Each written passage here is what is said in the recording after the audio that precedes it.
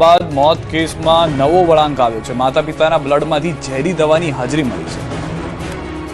અમદાવાદ શહેરના ચાંદખેડા વિસ્તારમાં બનેલી બે માસૂમ બાળકીઓના શંકાસ્પદ મોતની ઘટનાએ હવે એક ગંભીર અને ચોંકાવનારો વળાંક લીધો છે। શરૂઆતમાં ઢોંસા ખાધા બાદ ફૂડ પોઈઝનિંગથી મોત થવાનું માનવામાં આવતું હતું। આ કેસ હવે વધુ ગૂંચવાયેલો બની ગયો છે। નવી માહિતી અને ફોરેન્સિક તપાસના તારણો સામે આવતા હવે આ ઘટના માત્ર દુર્ઘટના નહીં પરંતુ સંભવિત રીતે વધુ ગંભીર બનવા હોવાનું લાગી રહ્યું છે।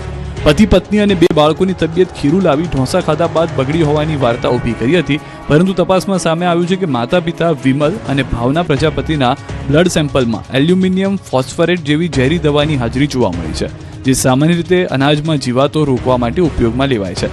ખાસ વાત એ છે કે થોડા દિવસો પહેલા વિમલ પ્રજાપતિ ઘઉંમાં નાખવા માટે આવી દવા લાવ્યા હતા। હવે પોલીસ એ દિશામાં પણ તપાસ કરી રહ્યું છે કે શું આ દવા ખોરાકમાં મિક્સ થઈ ગઈ હતી કે પછી કોઈ અન્ય કારણોસર તેનો ઉપયોગ થયો હતો। આ નવા ખુલાસા બાદ સમગ્ર કેસની દિશા બદલાઈ ગઈ છે। બ્લડ રિપોર્ટમાં ઝેરી દવા મળતા હવે પોલીસ આત્મહત્યા અથવા હત્યાની શક્યતાઓ પર પણ તપાસ કરી રહી છે। હાલ બાળકીઓના સેમ્પલમાં પણ આ જ દવાની હાજરી છે કે નહીં તેની તપાસ ચાલી રહી છે। સાથે જ ફોરેન્સિક લેબની ફાઇનલ રિપોર્ટની રાહ જોવામાં આવી રહી છે, જે આગામી દિવસોમાં આવી શકે છે।